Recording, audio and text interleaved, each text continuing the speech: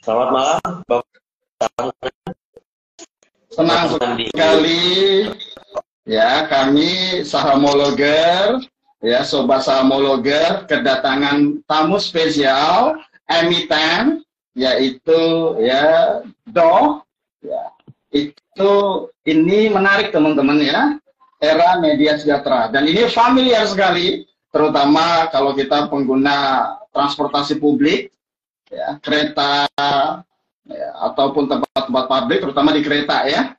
Nah, dan ini kita akan sharing bedah emiten terkait dengan era media sejahtera. Ini bisnisnya apa aja? Ini perusahaan dari mulai berdiri sejak sekarang itu seperti apa? Nah, ini juga sudah ditemenin malam ini oleh Pak Devin, salah satu direktur dari sisi Doh. Gitu. Pak Devin mungkin bisa dijelaskan, Pak Devin bisa ceritakan sebagai apa di Doh dan ya era media sejahtera itu perusahaannya apa dan bisnisnya apa? Silahkan Pak Devin.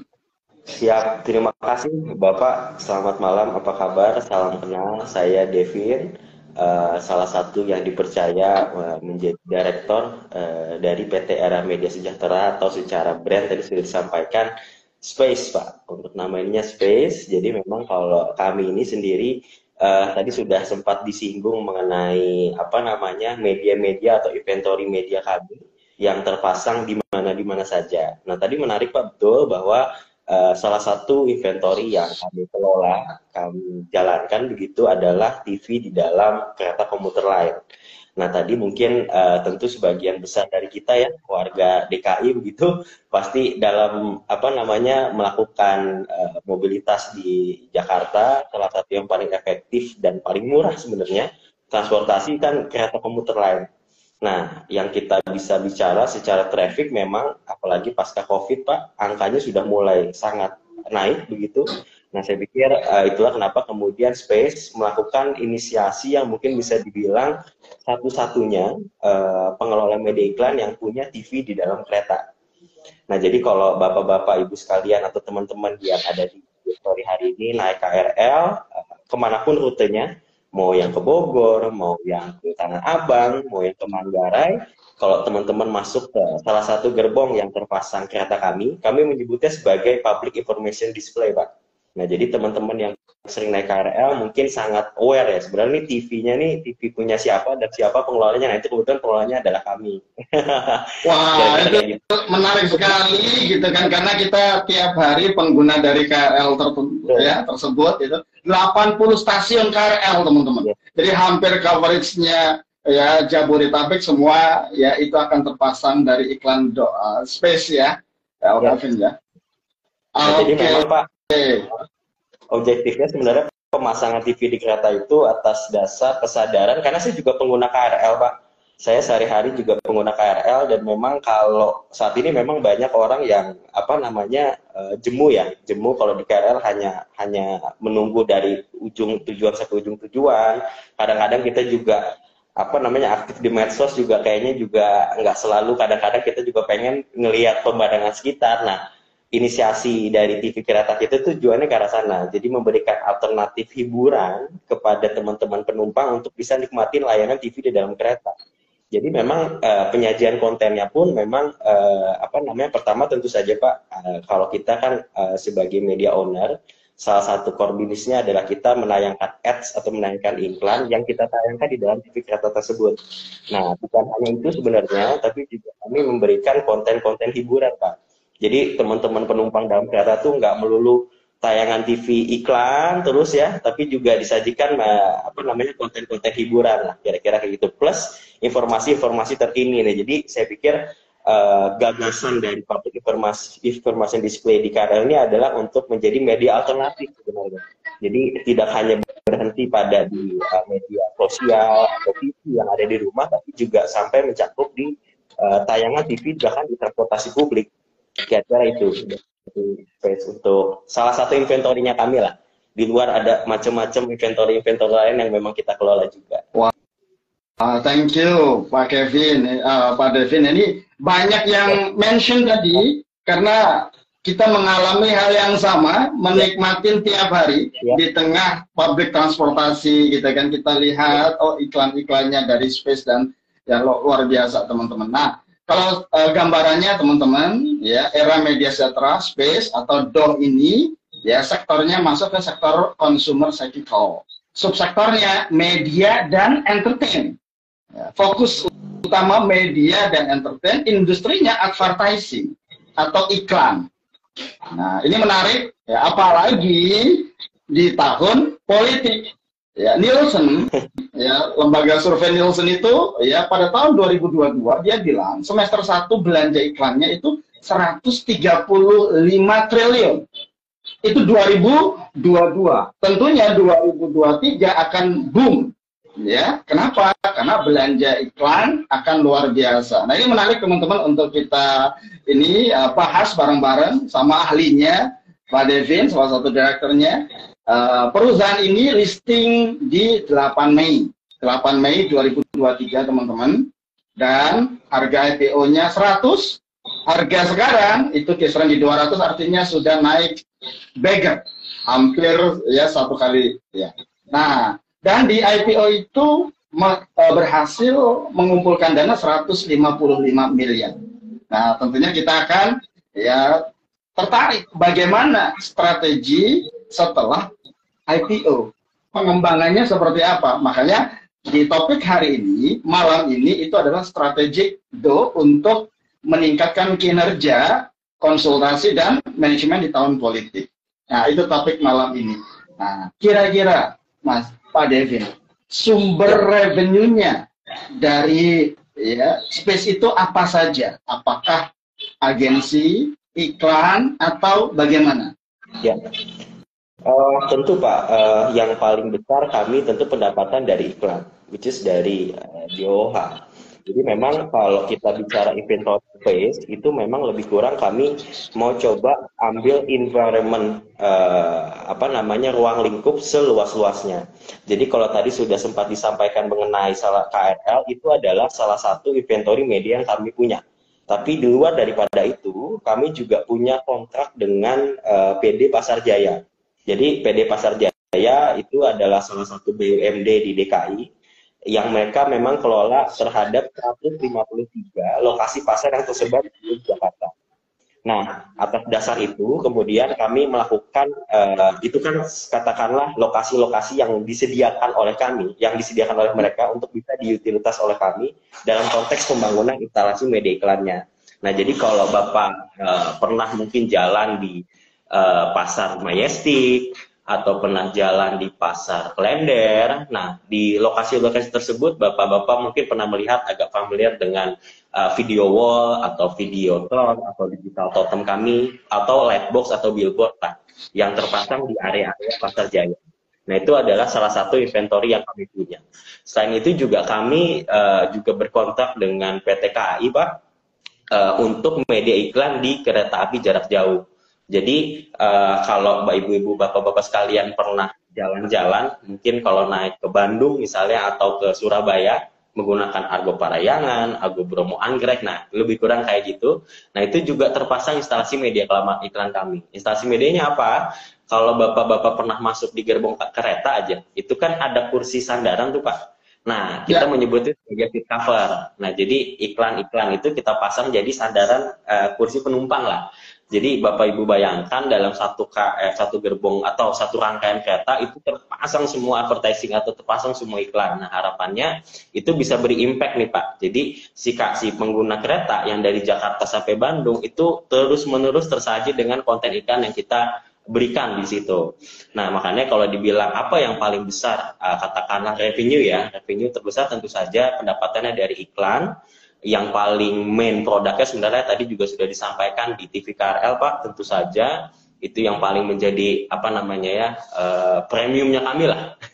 Revenue penerimaan kami dari TV KRL, lalu juga dari yang tadi iklan di dalam kereta api jarak jauh. Jadi memang pada saat periode-periode misalnya saat Natal atau saat Lebaran itu kan high trafficnya tinggi sekali, Pak. Nah, sebaliknya brand-brand itu justru berlomba-lomba nih sebenarnya pada masa-masa tersebut untuk ayo pasang media, pasang iklan, pasang ini dan seterusnya. Jadi inisiasinya datangnya justru dari sana. Nah, kami Space coba menangkap momentum-momentum yang terjadi dalam 1 tahun untuk bisa dimonetize di dalam iklim atau di dalam ekosistem media kami.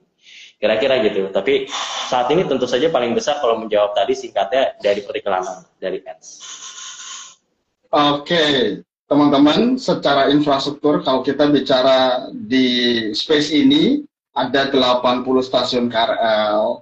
Dia punya 2.185 layar yang tersebar, baik itu KRL, public spot tadi di pasar, di kereta api jarak jauh, ya, hampir 918.000 OOH tempat-tempat strategisnya. Jadi ya sangat dekat dengan keseharian kita, ya, dekat dengan kita. Nah, tentunya mungkin bisa menjelaskan kalau misalnya apakah setelah pandemi ini, ya, transportasinya, mobilitas masyarakat itu sudah semakin tinggi, dan dari sisi iklannya juga apakah mengalami peningkatan signifikan? Ya, tentu Pak.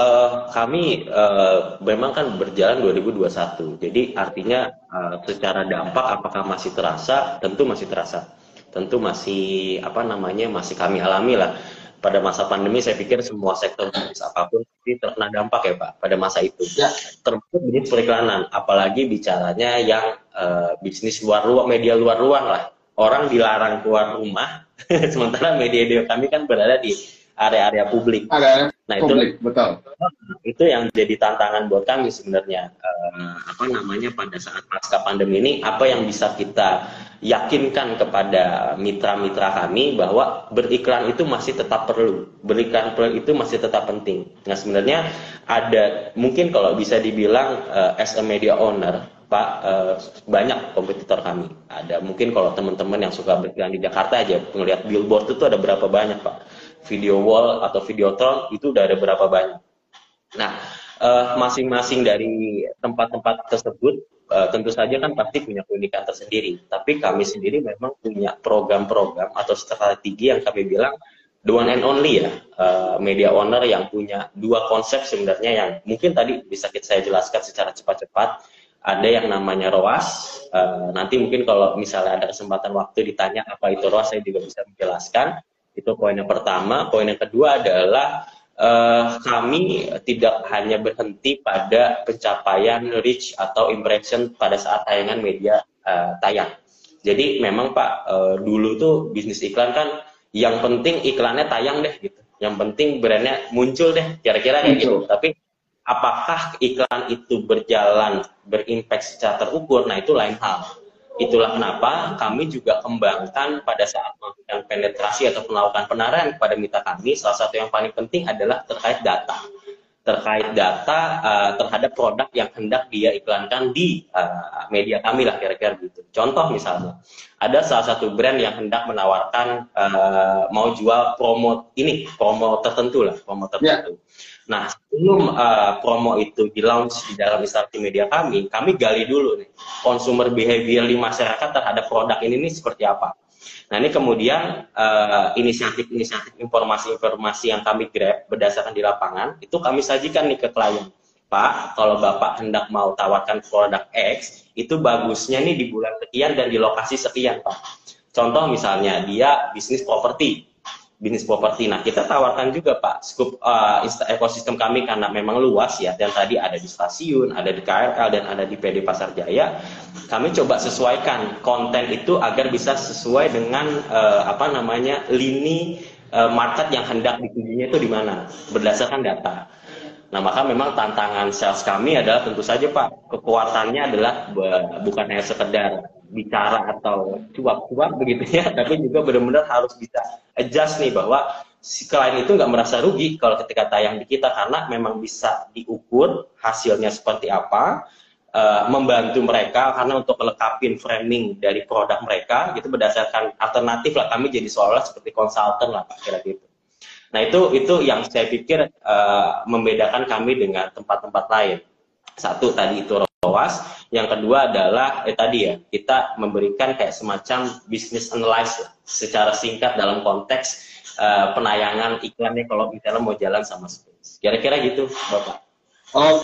Oke, nah itu menarik sekali, Kak. Ibarat ini penempatan aja iklan atau bahkan end to end dari mulai research-nya, tujuannya iklan tersebut, ukuran KPI-nya, sampai ke data-data yang kalau bahasa sekarang itu adalah ya big data supaya ini tepat sasaran.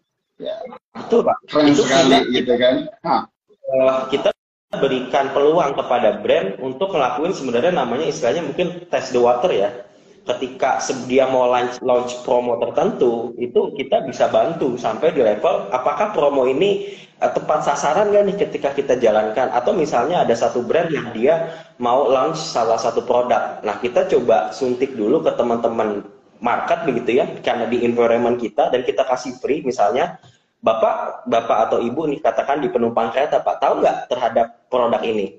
Gitu kan? Itu pertanyaan satu. Pertanyaan keduanya adalah, ada kompetitor yang kira-kira Ibu lebih tertarik nggak selain si produk ini? Nah, kira-kira gitu Pak, yang insight-insight yang coba kami rangkum, yang coba kami grab dan kami olah, kita sajiin ke brand. Ini loh kira-kira yang saya pikir bisa jadi pemasangan dia tuh seolah-olah tidak sia-sia Pak, karena benar-benar ada objektif yang hendak dicapai dan kita mau bantu untuk capai objektif itu. Kira-kira gitu. Oke, thank you Pak Devin. Nah, ini spesifik kalau kita bicara behaviornya, tahun politik 2024 kan sudah akan dimulai genderangnya.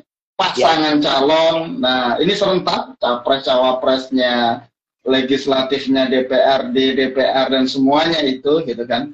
Nah, sekarang apa strategi dari Space di tahun politik ini mengoptimalkan pesta rakyat demokrasi 5 tahun sekali, dan di mana di situ perputaran uang katanya berdasarkan riset itu 327 triliun untuk di pemilu 2024 ini. Nah, strategi apa yang akan dilakukan oleh Space? Silakan Pak Devin. Oke, kalau Space untungnya Pak sebagai pembuka secara perusahaan, untungnya Space tidak berpihak. Artinya siapa aja deh yang mau pasang deh, mau yang dari kubu sana kita jalanin Pak. Jadi untungnya secara perusahaan kita tidak berpihak, tapi secara individu tentu preferensi orang kita hargai ya, kita hormati. Tapi secara perusahaan kita nggak berpihak, tapi apapun gagasan politik yang sedang di-share tentu akan kita ambil momentumnya lah, apalagi tadi tahun politik di Indonesia. Nah, itu aku pikir yang bisa kita manfaatkan adalah sekarang salah satu inventory yang kita punya, itu kami bekerja sama dengan KUD, kita jadi kelola Pak billboard di 6.000 seluruh provinsi di Indonesia. Jadi kita punya lahan-lahan yang sebenarnya sangat memungkinkan untuk digunakan untuk pembangunan billboard. Nah, orientasi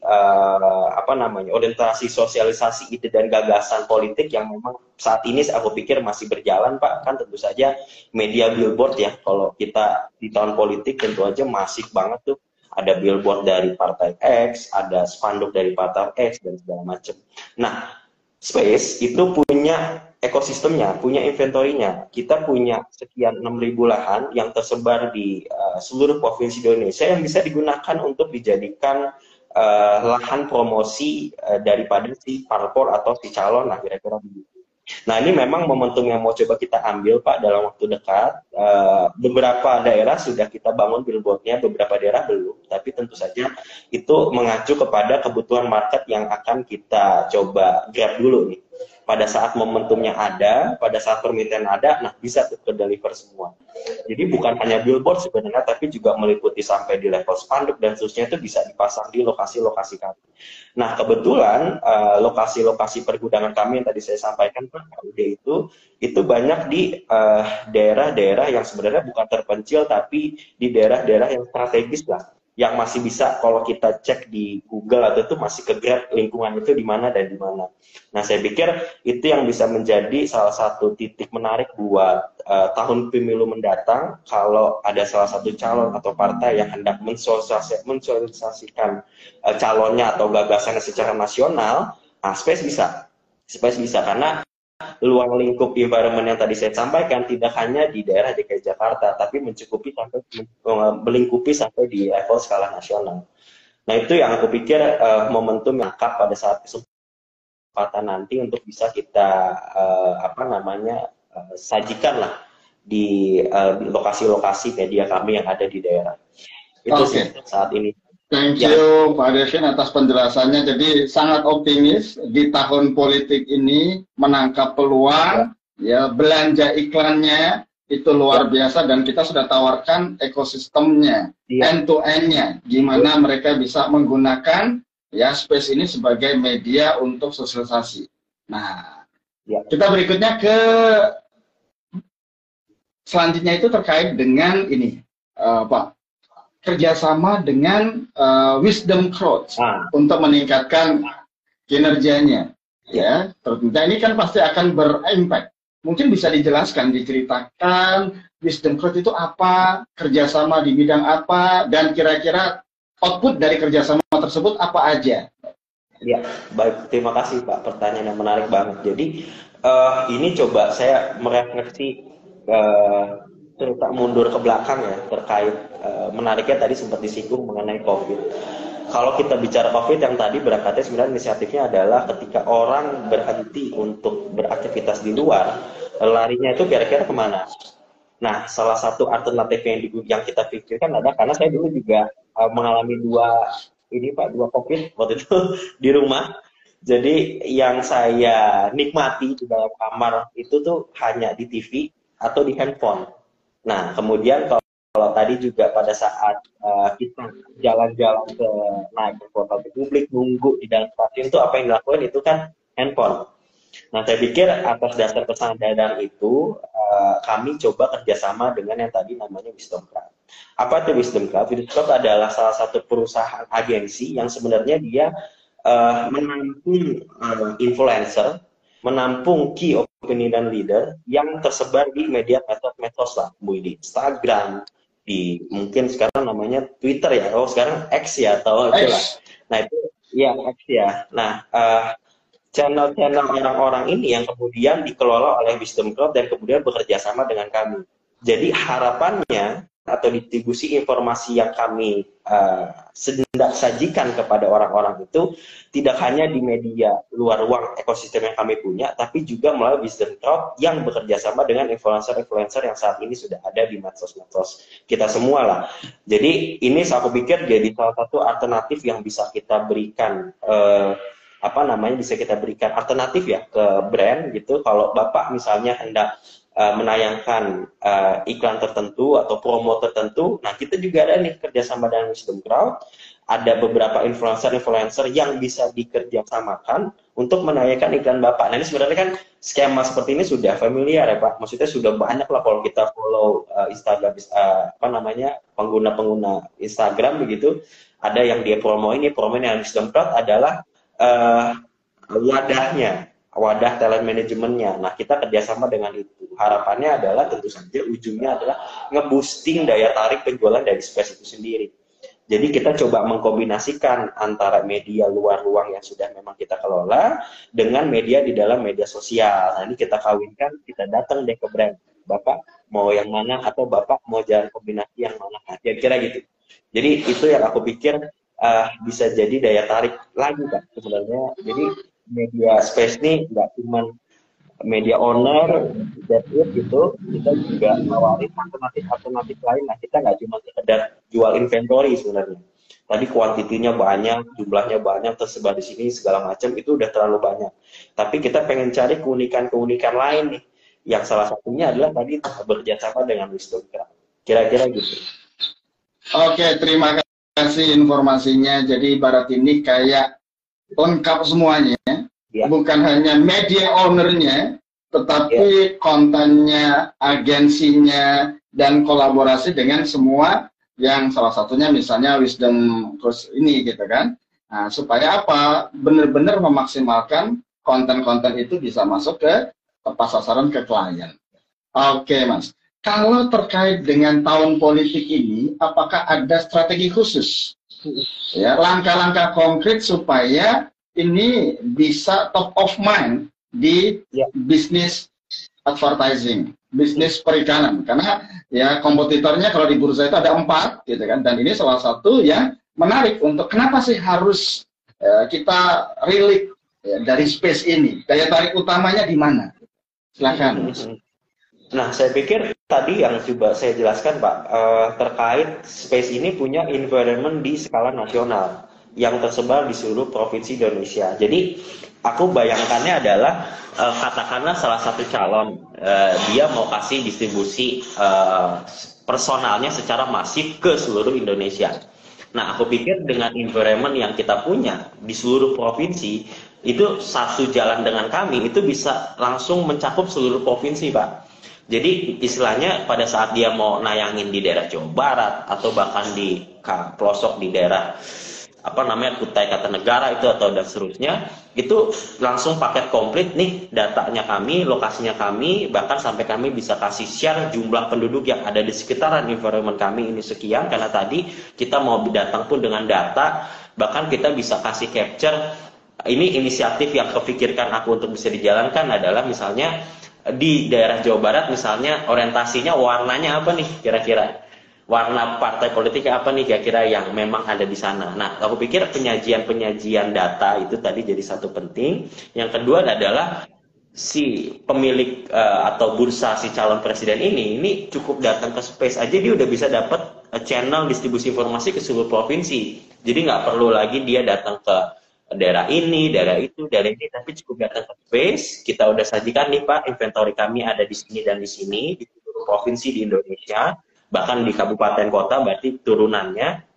Nah, saya pikir ini yang bisa jadi lebih mudah dan lebih singkat bagi kepada tahun politik nanti. Jadi, apalagi kalau kita bicara timeline atau bicara periode waktu, kampanye itu kan harusnya tidak terlalu lama Pak sebenarnya kan.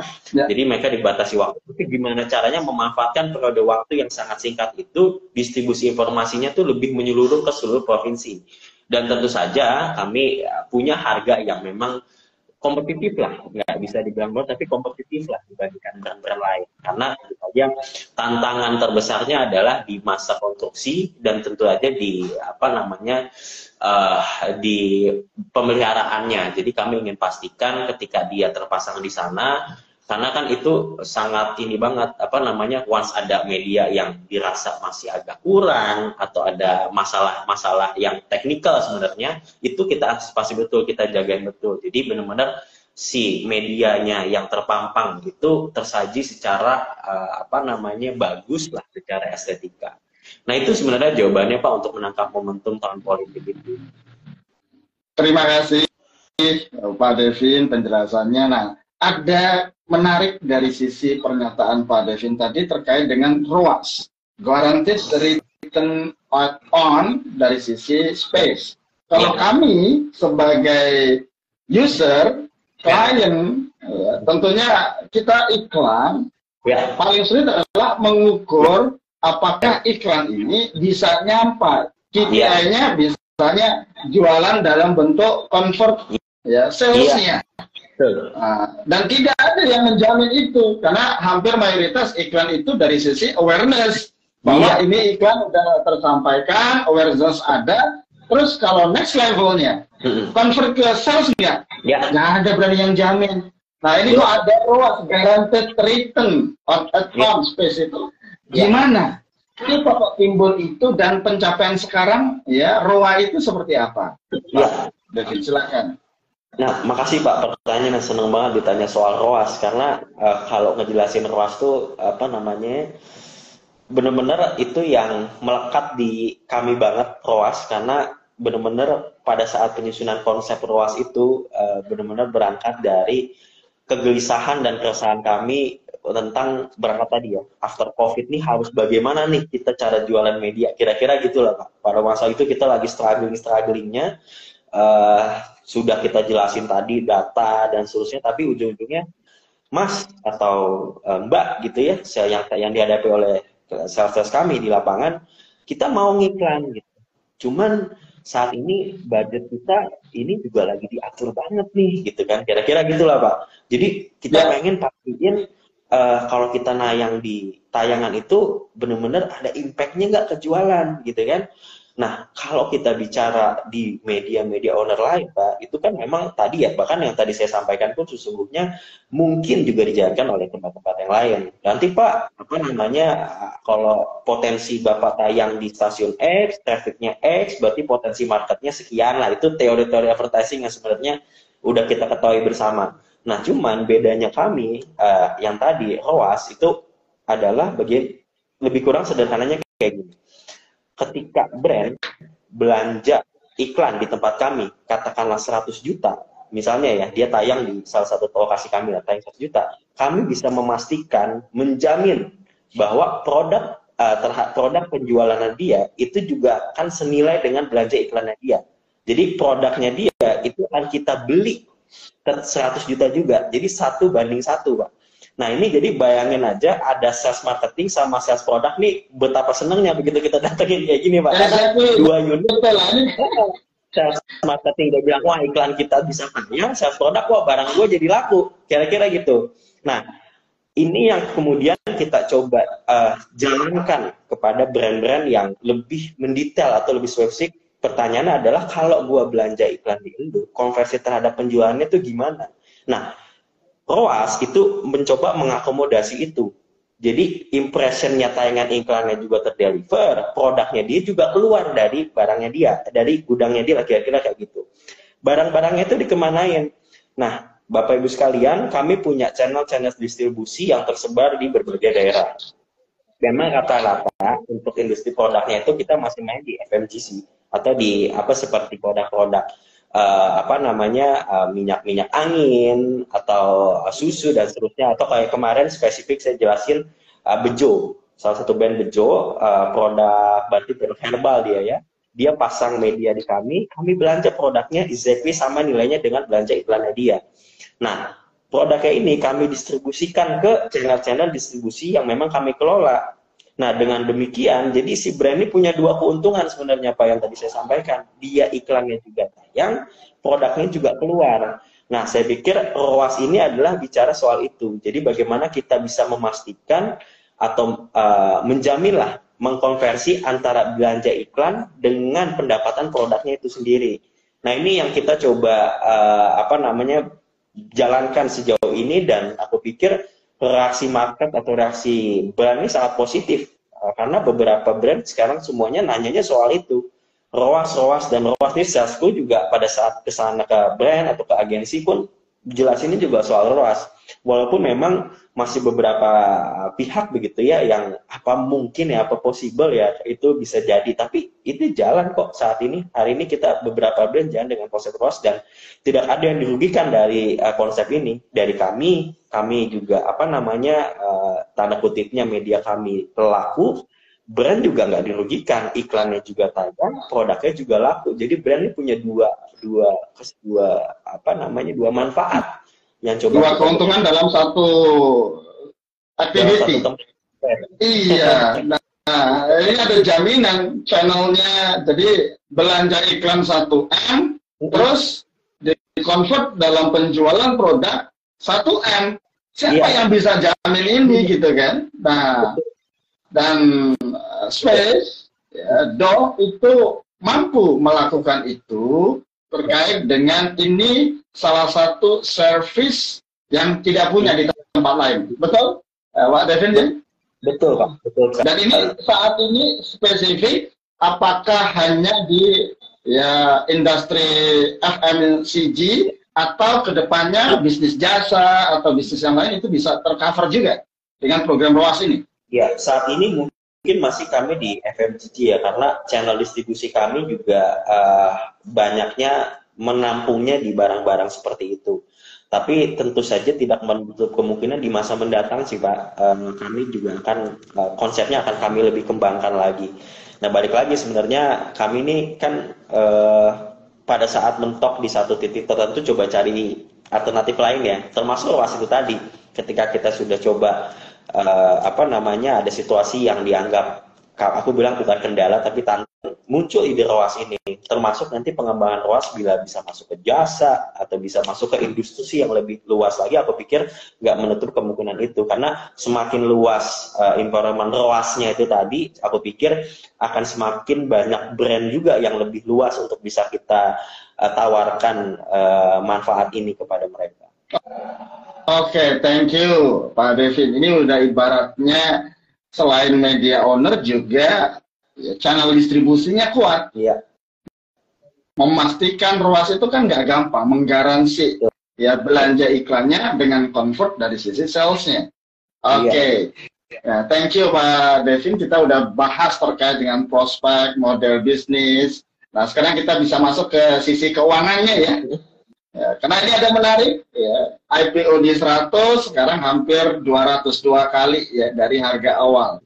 Nah, rilis laporan keuangan kemarin September itu ada lompatan signifikan, lonjakan signifikan, kenaikan labanya itu melesat sekitar 39%. Itu labanya, net profitnya.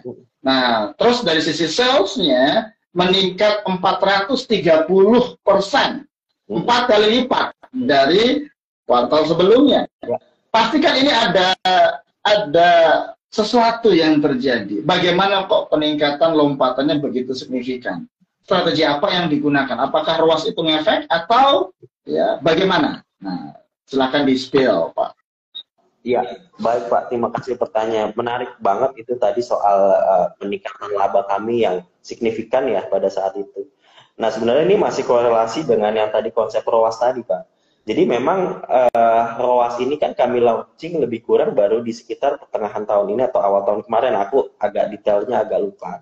Tapi lebih kurang konsep ROAS ini yang pada saat kita launching itu masif banget, Pak. Terhadap dari brand itu, beberapa brand, dan tadi Bejo itu adalah satu dari sekian banyak brand-brand yang jalan dengan kami menggunakan konsep ROAS itu tadi.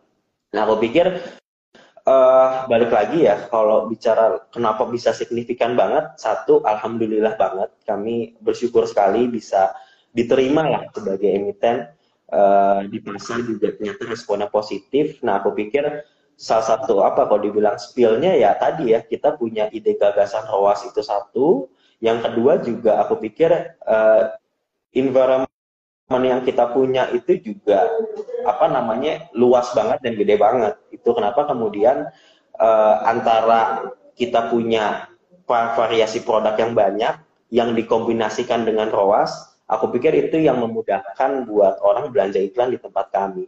Kira-kira gitu sih.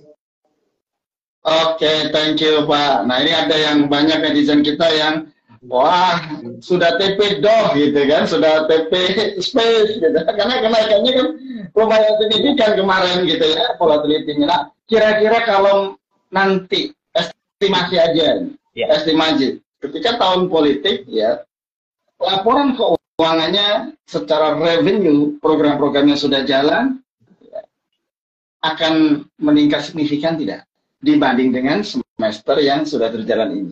Harapannya demikian. Oke.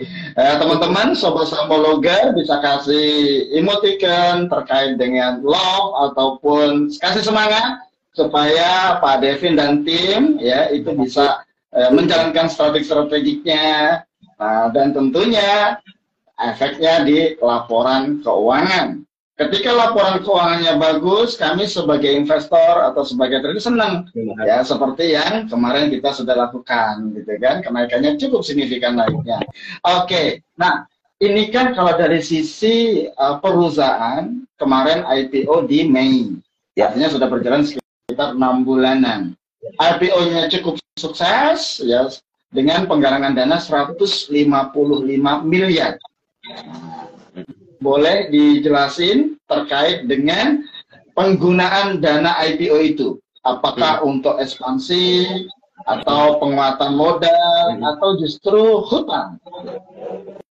Oke, kalau tentu aja Pak, yang kita pikirkan adalah kita di belanja untuk belanja modal ya. Artinya memang kalau kita bicara di media, satu tentu saja fokusnya adalah terhadap peremajaan si medianya itu sendiri.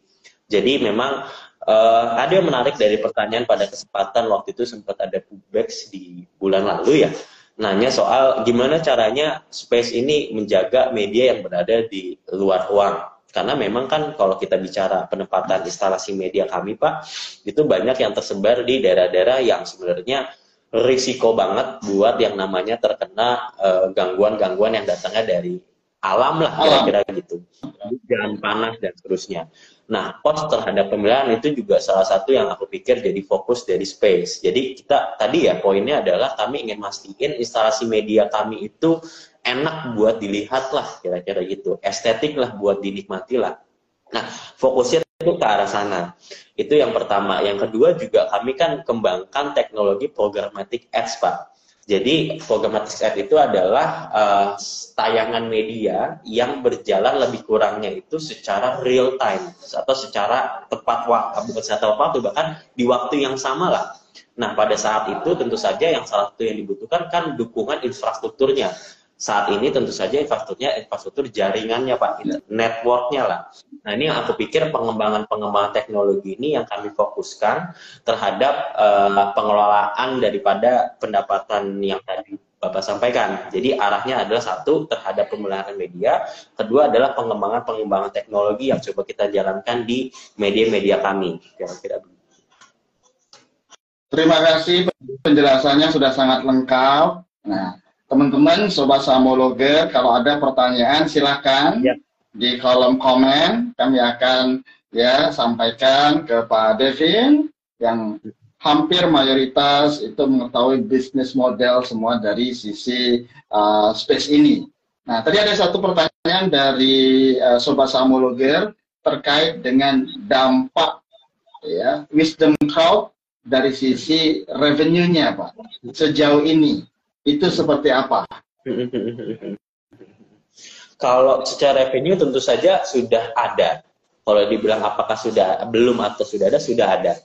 Nah justru sebaliknya pasar influencer ini yang saya pikir salah satu yang coba kita ambil juga. Kalau tadinya kita hanya pasar di media luar ruang, tapi pasar influencer ini juga salah satu yang aku pikir potensinya nggak kalah besarnya. Jadi harapannya dengan adanya dengan adanya si Wisdom Crowd ini, cakupan daripada scope market yang hendak di monetize oleh Space ini juga semakin luas. Salah satunya di pasar-pasar yang terjadi di media sosial. Karena kemarin aja sebelum, maaf saya agak batuk jadi agak TikTok ya, media TikTok misalnya kemarin tuh TikTok Shop yang sempat melonjak luar biasa tinggi, itu kan luar biasa Pak. Angka yang bisa kita dapat ternyata dari medsos itu bisa luar biasa terjadi di situ. Nah harapannya dengan Wisdom Crowd, kita kerjasama dengan Wisdom Crowd ini bisa salah satu menjadi katalisator tambahan revenue buat kami lah. Selain daripada tetap fokusnya pada media luar ruang, tapi alternatif yang kita punya juga adalah kerjasama dengan influencer ini yang tergabung dalam Wisdom Crowd. Arahnya ke sana. Jadi revenue ada, tentu saja kita ada dan kita harapkan akan terus berkembang, kira-kira gitu. Terima kasih penjelasannya Pak Devin. Nah, ini ada dua pertanyaan terkait dengan ini dari Trisik Boy. Pertanyaan adalah apakah Space atau DO ini kedepannya juga punya rencana untuk bagi-bagi dividen?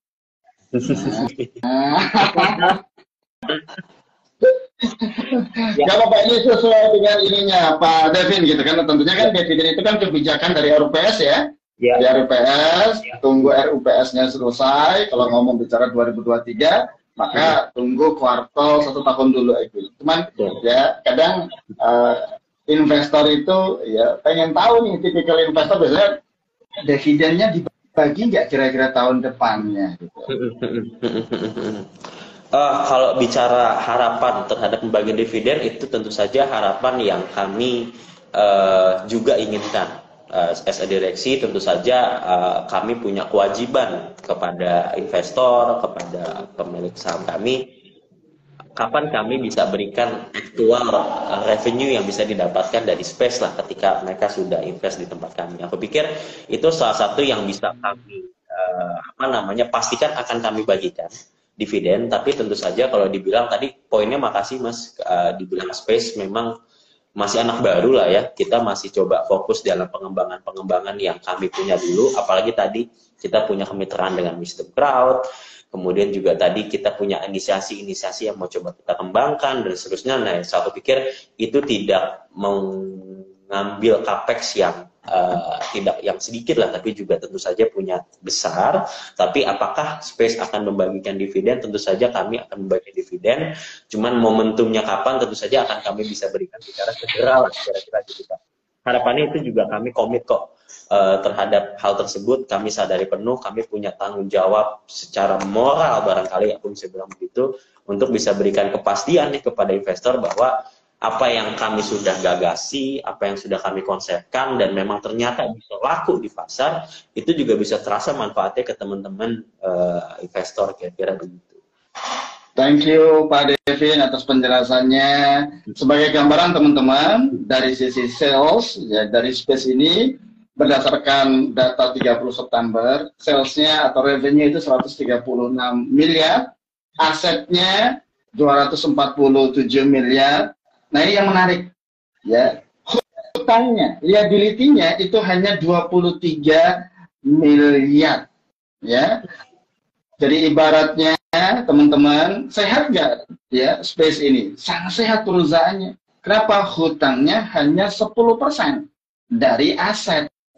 Nggak sampai sekitar, let's say ya 23 miliar, itu 10% dari total aset, sisanya equity. Nah, apalagi tahun-tahun ini, tahun-tahun politik, belanja iklannya cukup tinggi, ditambah dengan kerjasama mulai dari ya Wisdom Coach-nya, ditambah dengan sisi ROAS-nya, program unggulan ROAS-nya, teman-teman, ya guaranteed return on space-nya. Nah, terakhir, Pak Devin, atau teman-teman kalau ada pertanyaan silakan komen. Ya, kita akan sampaikan langsung, mumpung ya ini ada salah satu direkturnya dari sisi space, ya kita tanyakan langsung. Nah, ada surprise nanti kalau nggak salah, ini bocoran dari ya, Pak Victor tadi, itu terkait dengan Desember itu ada platform, ya, menciptakan platform ads. Biasanya kan semua social commerce, Tokopedia, Gojek dan lainnya gitu kan. Nah, ini ya mau membuat ya platform advertising. Mungkin bisa diceritakan ya kenapa dibuat itu dan goalnya seperti apa dengan semua ekosistem yang sudah didukung oleh space ini sendiri. Ya, baik. Makasih pertanyaannya Pak. Baik, untuk sebenarnya tadi udah dapet poinnya mengenai ads platform ya, atau kalau kami bilangnya tadi betul, kita sedang akan mendevelop salah satu sistem marketplace dalam konteks media iklan. Jadi gagasan dasarnya adalah kita pengen bilang bahwa belanja iklan itu nggak susah, belanja iklan itu nggak ngerepot kok. Cukup Anda klik di handphone Anda atau di laptop Anda, itu langsung bisa belanja iklan di tempatnya space. Nah, kalau cara penjualan konvensional kan yang kita ketahui selama ini mungkin sales door to door, datang ke brand, datang ke agensi, tawarin inventory dan seterusnya.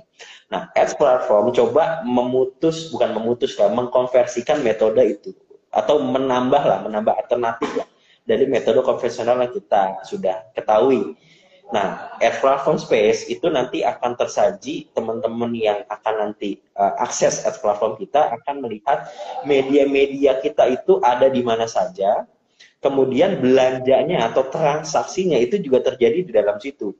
Jadi pengertiannya seperti kayak kita belanja produk di marketplace, Pak. Jadi bayangin aja kalau kita mau belanja iklan, itu cukup klik di handphone, klik di laptop, itu bisa langsung medianya tayang. Karena kontennya, harganya, inventorinya, bukti tayangnya itu terjadi semua di marketplace yang sedang kita develop at platform ini. Jadi harapannya benar-benar kita pengen permudah deh proses-proses administrasi dari penjualan atau transaksi iklan itu terjadi di marketplace. Itu kan gagasan dasar daripada sistem marketplace yang mungkin udah common kayak Tokopedia dan segala macam. Kita juga pengen belajar atas inisiatif itu.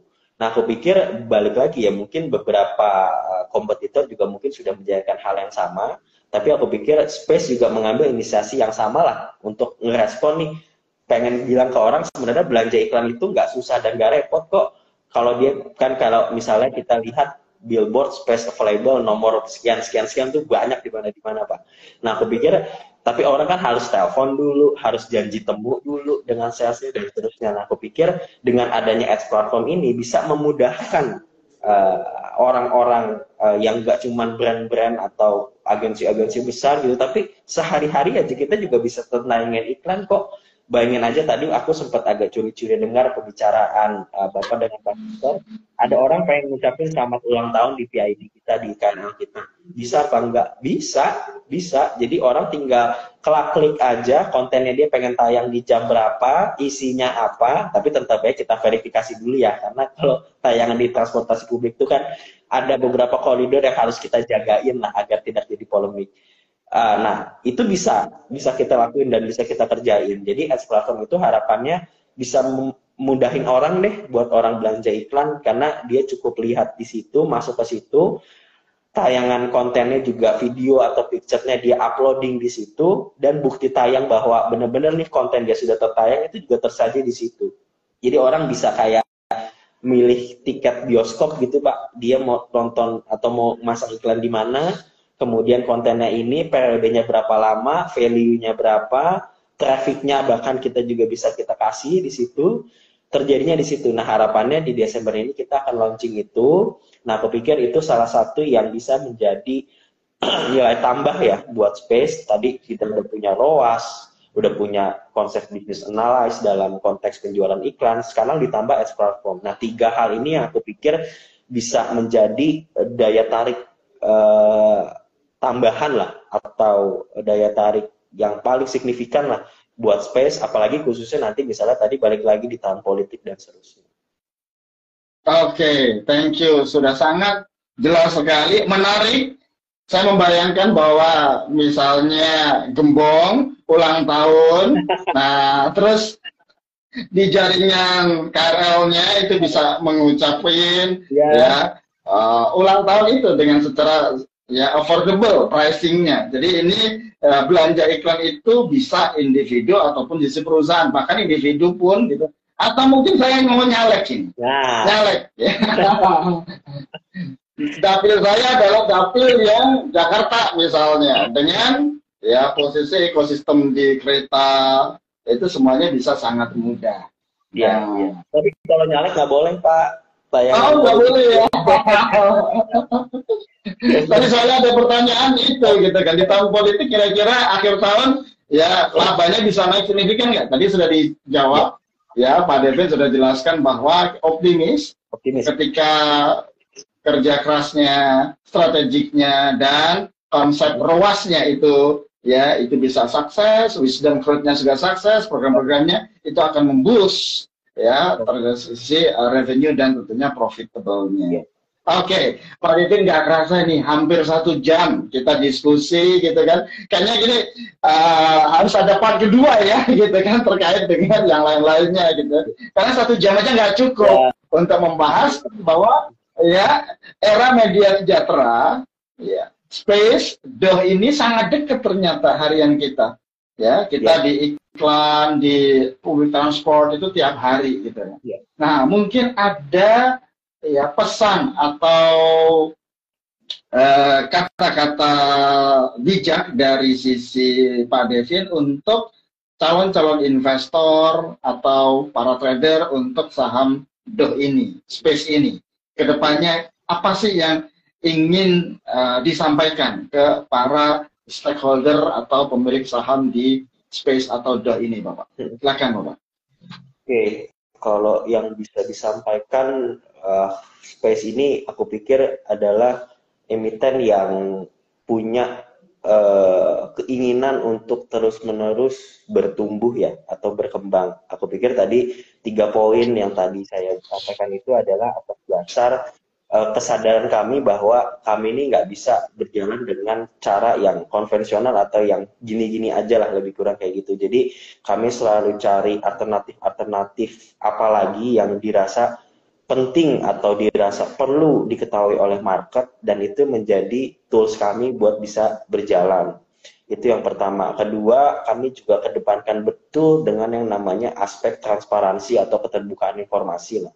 Kami komit segala bentuk tindakan-tindakan yang mewakili perusahaan itu semua terdokumentasikan dan tercatat secara administratif, dan feel free untuk bisa dilakukan tanya jawab atau di-adjust dan seterusnya. Jadi satu, kami fokus pada pengembangan inovasi, kedua juga pada transparansi atau keterbukaan informasi dari perusahaan kami. Itu poin yang kedua.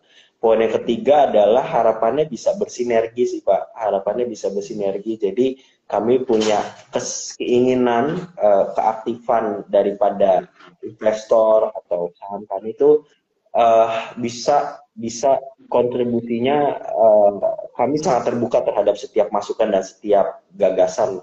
Kami terbuka terhadap setiap kritik, terhadap setiap saran, terhadap setiap pertanyaan, bahkan di level yang paling kritis sekalipun kami terbuka. Jadi aku pikir tadi kita fokus pada inovasi, kedua transparan, ketiga mungkin bukan ini ya, lebih kepada partisipatif ya.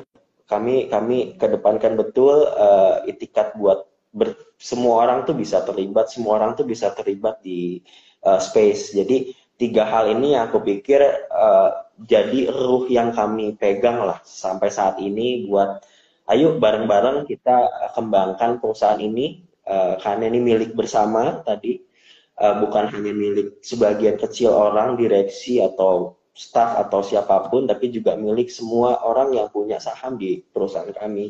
Aku pikir tahun depan adalah tahun yang mungkin bisa dibilang sangat menantang.